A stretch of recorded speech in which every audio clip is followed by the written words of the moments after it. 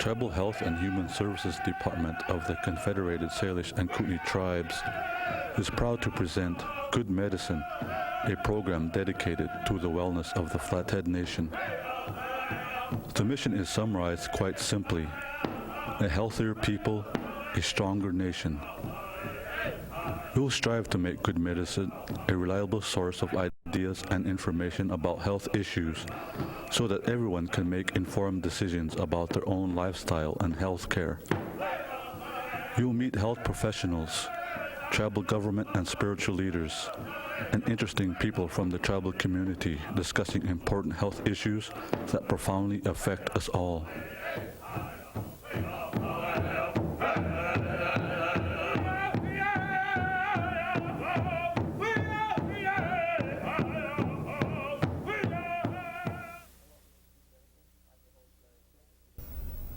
Hello, this is Good Medicine. I'm your host, Larry Pitts. Today we have two wonderful women with me today. To my right is Sandy Sorrell, and she is our Health Education Director. Over across from me is Nancy Glass, and she, among many other duties, is now our Prevention Specialist. And ladies, welcome aboard today, and I'm glad that you came. Is there anybody out in TV land, Nancy, you'd like to say hello to? My family, oh. They love it. They love it. They'll watch it tonight. How about you, Sandy? Hi, Greg. Hi, Miranda. Hi, Ginger. Hi, Whitney. Hi, Tay. They go, we've never seen Dad either, so. All right. Well, today we've got a very serious topic, but a very important topic. And I think it's one that the general public needs to be more aware of, especially women. And that's breast cancer.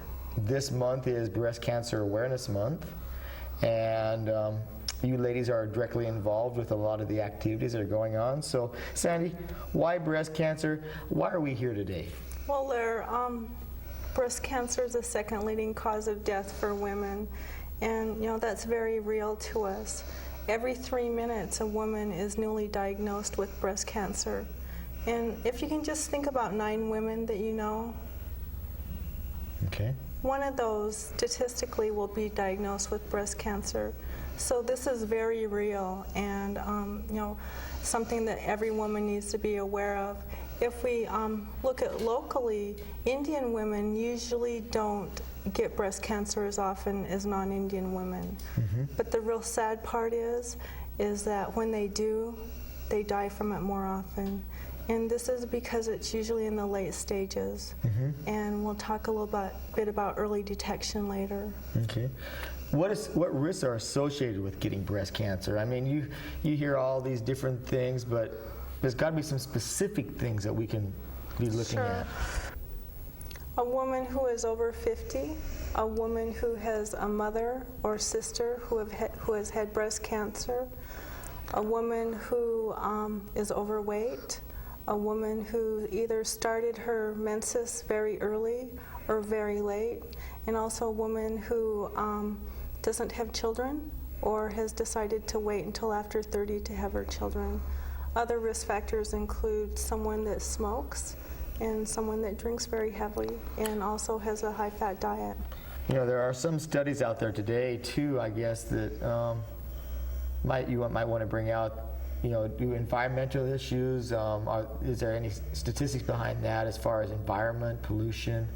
Sure, all those sorts of things come into contact. Any sort of nasty chemical exposure will increase that, and they've also identified like secondhand smoke as being a small risk factor. Okay, all right. Well, Nancy, let's bring you involved, get you involved in this. You're sitting over there going, well, do I get to answer anything on this program or not? Since all women are at risk of getting breast cancer, Nancy, what can women do to reduce that chance? Larry, a woman has a better than 90% chance of a long-term survival from breast cancer by getting early detection. That's the most important thing, is that she gets a detection early.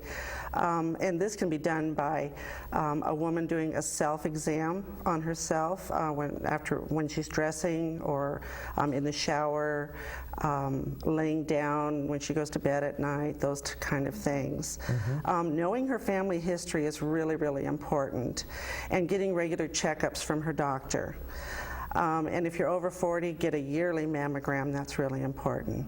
Okay. The only time there's an exception to that is if you have a history of breast cancer within your family. As example, in my family, my mother had breast cancer when she was in her 40s, her latter 40s. And so I should have been, and didn't realize that I should have been looking for breast cancer 10 years younger than she was at the age that she had it. And I just recently found that out from Dr. Schmidt in Missoula. And so, being I had breast cancer at age 38, my daughter needs to be looking for it 10 years younger than I had it, which would be 28 in her lifetime. So Nancy, you just brought this up. It's, you know, it's sort of new maybe to someone out there on the program. It's the first time I mentioned it, is that you are a survivor of breast cancer. Yes, I am. How old were you when you found it? 38. You were 38. And how old are you now? How old am I now? 44. So you survived for 6 years at this Yes, stage. I'm a statistic now, and that makes me very happy. They say 5 years of survival rate is what you need, and so I'm on my 6th year now, and I'm feeling real good about that. Well, in fact, you just told me before we came on this program is that you had some good news in your last checkup. What did the doctor tell you? Yeah, she told me that everything was great.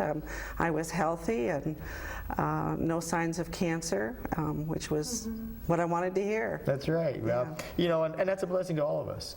You know, and it's something that maybe someone out there, you know, right now watching is going to say, they do survive. You know, and we know that people do. And you have become a role model around Indian country. Definitely. In fact, I see your picture on the sign down here, down the road, as a survivor. Yes. And I'm very proud of that. You know, Thank you. what would you tell somebody out there who just found a lump in their breast? I would tell them to go see their doctor immediately. I know that when I found mine, it was like the next day I called my doctor and they got me in right away. And you know, whatever you need, you know, you have to look for all the different changes that you might have in your breast size or your shape, the changes in your skin texture and color, any sores that don't heal, any bloody or cloudy nipple discharge.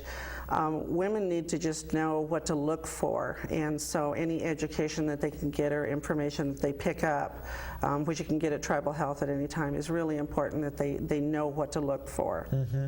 Learning to know what your body is telling you, you know, what is normal, what isn't normal. You know, it's a good place for me to bring this out. You know, my wife and I have been married for 18 years. In our 2nd year of marriage, I found a lump on her.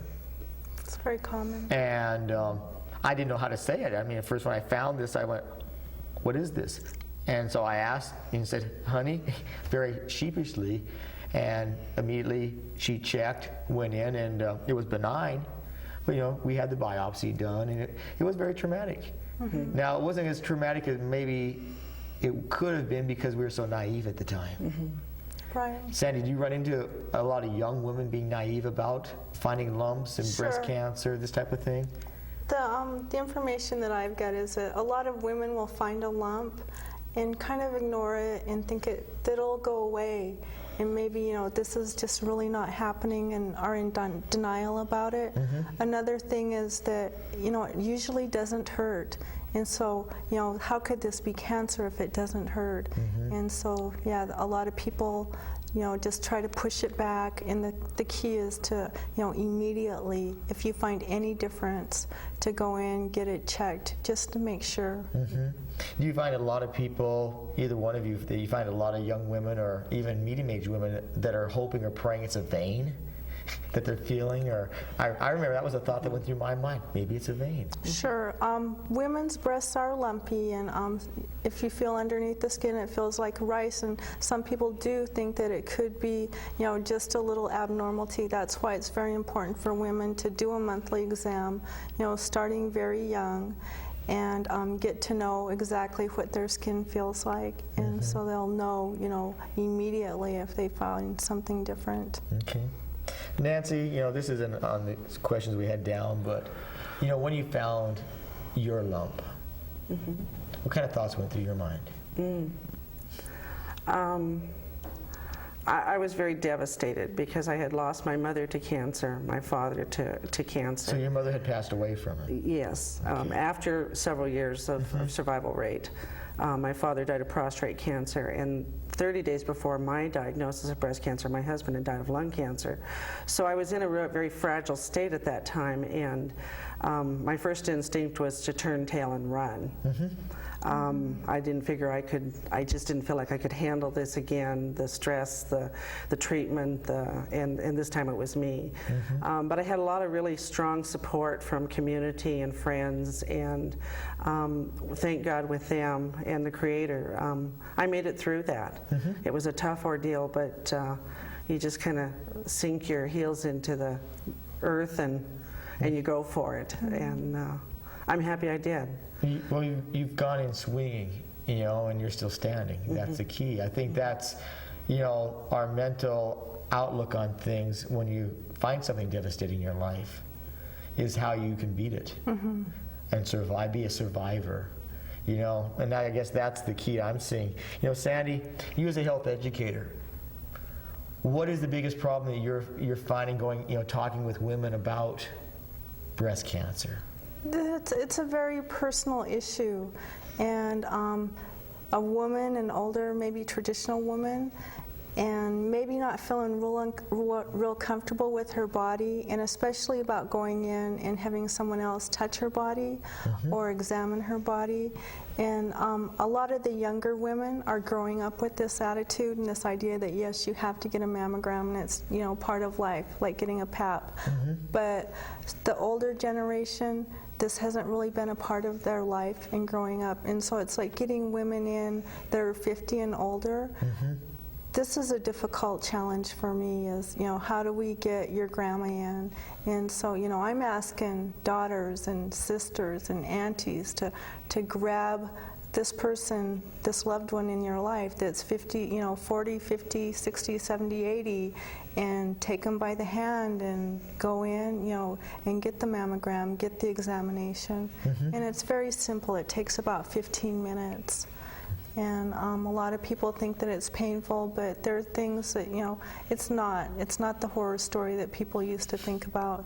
And technology has improved things. Sure. By leaps and bounds. And the treatment itself has changed. The sensitivity of the people doing the examination has also changed. These women are trained, not to be intimidating or try to hurt you, or they do it like as quickly and as safely as possible, and get you in and get you out, and try not to get into your all of your personal space.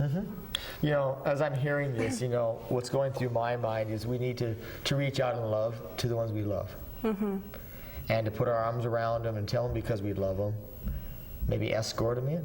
Exactly. And I know with women being more emotional, more internal, men being more touchy outwardly, that another woman probably have more effect. Oh, definitely. And to say, because of that trust. And I would encourage anybody out there right now, I mean, if you love somebody, and they trust you, show them how much you love them by taking them in for a mammogram. Right. Now, we got next questions for you, Sandy. Tribal Health and Human Services is doing a special event to bring this awareness to that issue. How are you doing that? Well, in conjunction with Community Hospital out of Missoula, we're having the mobile mammogram van come up on October 29th. Can you say that 3 times really fast? Mammogram come up on October 29th. And this is where they actually can do mammograms in the field. And we're going to be in Elmo from 9 o'clock till 11:30. That's on the 29th. And then we're going to be down here at the Tribal Complex from 1 o'clock to 4 o'clock on the same day, the 29th.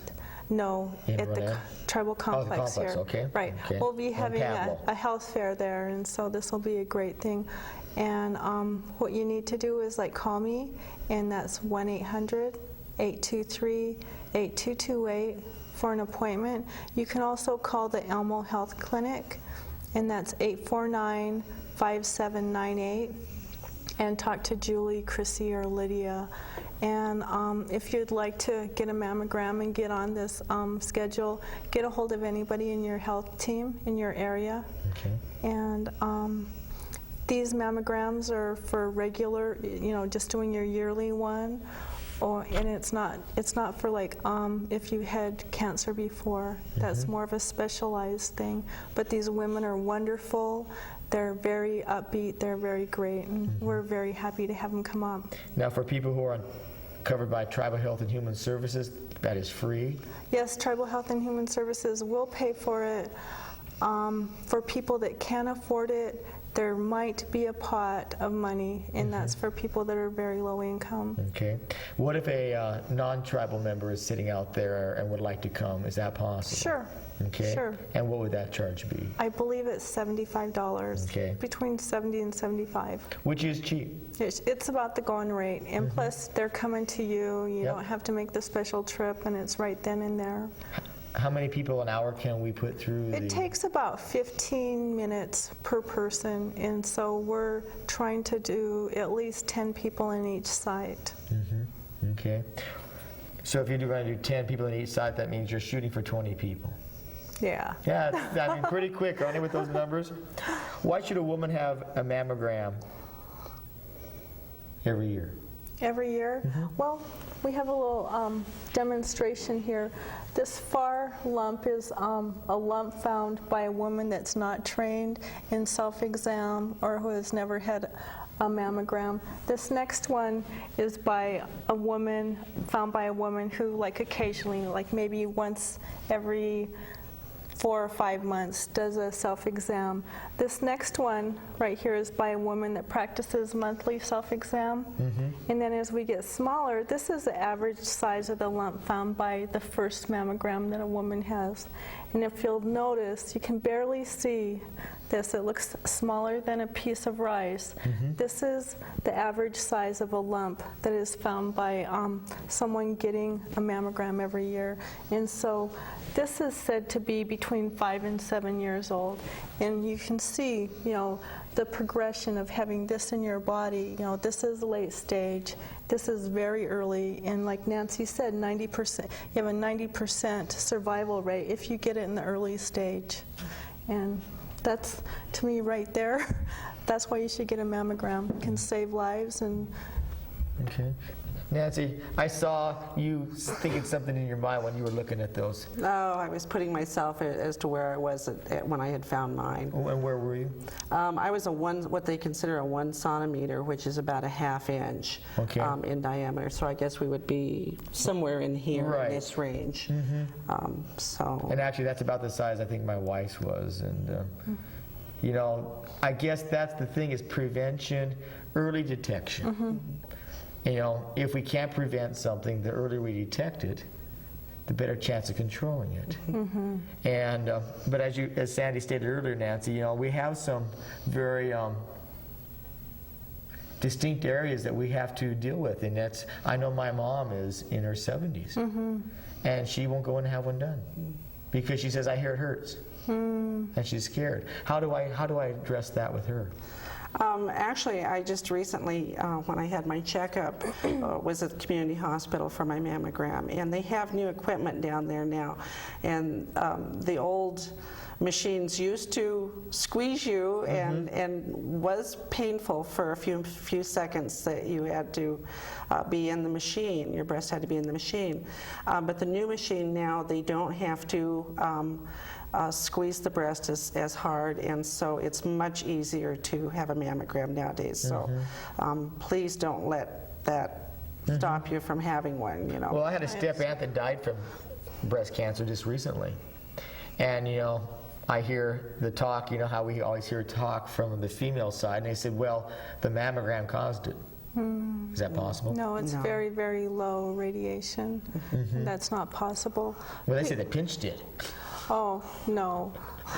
The people that look at you know, that small amount of discomfort. And I look back at my grandmother who just died from breast cancer and look at her pain. And, you know, it was over a year that she had very intense pain. And so, you know, that's a very small price to pay. And But go ahead, I'm sorry. Women that are concerned about the discomfort should not go in during or around their menses. You can take some Tylenol. Also, before, 45 minutes before, Tylenol, ibuprofen, aspirin. Also, stop caffeine 3 or 4, you know, days before your mammogram. Another key is not to wear deodorant during your mammogram. That's just because it throws off the test, but it doesn't help with the pain. But, you know, that's a very small thing. And Well, that also brings out the primal instinct in the man, right? yeah. Right. All right. So, Nancy, what kind of prevention is the NetLink program doing towards this event? NetLink and Prevention are going to sponsor an activity within the Tribal Complex and Tribal Health Department buildings. Next Tuesday, the 21st, we're going to be delivering about 160 pink ribbons, like ours that we have on today, to the employees that work there at the complex and asking them to participate in this activity. And those 160 pink ribbons will represent a woman every 3 minutes will be newly diagnosed with breast cancer. So they'll be passed out in that manner. And that will happen from 8 in the morning till noon. And then in the afternoon, we will pass out 20 large pink ribbons, and those will illustrate 20 women that have died from breast cancer. Every 12 minutes a woman dies from breast cancer, so in that 4-hour span there will be 20 women that will die at that time. So we'll be illustrating, actually kind of in a visual way, what that might look like if there were people right around us. Well, I was recently involved with the Relay for Life up in Polson, and they put the candle in the sack. The memorial candle. Yes, but it was also for survivors, people who, and the whole track was covered. And I recognized many names, and you realized how many people that we forget about that have died from breast cancer, from other type of cancers, and it is an epidemic that we need to be dealing with. You know, it's not passed on like a virus or bacteria, but it is definitely a problem. Nancy, hey, putting you on the spot again, what would you say to somebody who found out they have, breast cancer? How would you counsel them? How would you give them support? Well, just talking from where I was I would just advise them to get early detection. Go to the doctor right away and get things taken care of right away. Don't put it off. Don't let your fear overcome you and keep you from seeing your doctor. Get some support. Let people know. My first instinct was to, like I said, run and hide. I didn't want anybody to know, but realized that I needed that support, and I needed it from the day that I found out to the last day that I had my treatment, which was like 10 months later. Just lots and lots of support out there, a prayer, anything that they can pull together to give them what they need to make it through that. All right. Any other closing thoughts? Oh, just take good care of yourself and have a mammogram regularly. All right. Sandy, hit you a little different direction. Being left alone after having a grandmother who you love dearly, what would you say to somebody watching this? Go do this. I missed you, Graham. Take care of your bodies. See, that's the seriousness of this. People who are watching this, mothers, grandmothers. You know, it may take a few minutes out of your life for the prevention, but it may add a magnitude of life. You know, Sandy has left a last statement on this program, and I'll read it for you, Sandy. And she says, your breast health is in your hands, and the best protection is early detection. Mm-hmm. You know, prevention is such a easy word to say. It's a hard thing to do because we're so busy. But when somebody does have cancer, everybody quits smoking, it seems like, when they have cancer.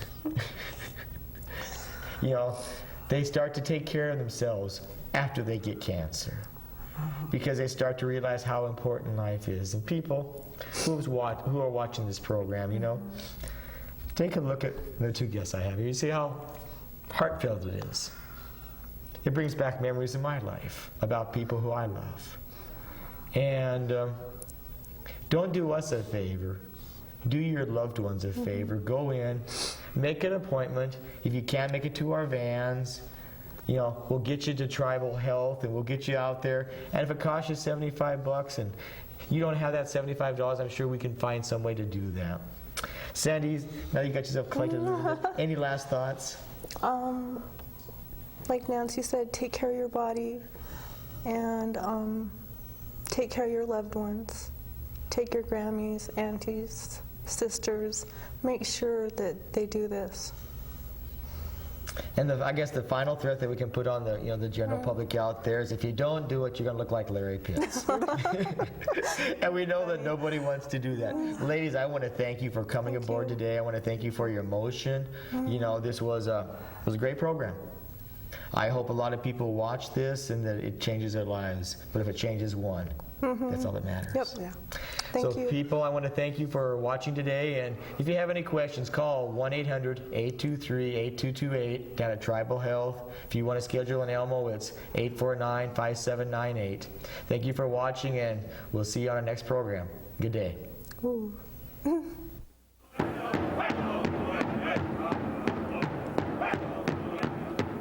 Good Medicine is your program. We hope you watch this and subsequent programs to stay informed about your health care. And we'd like to hear from you about how we're doing. Please direct any comments or suggestions you have to us. You can reach us at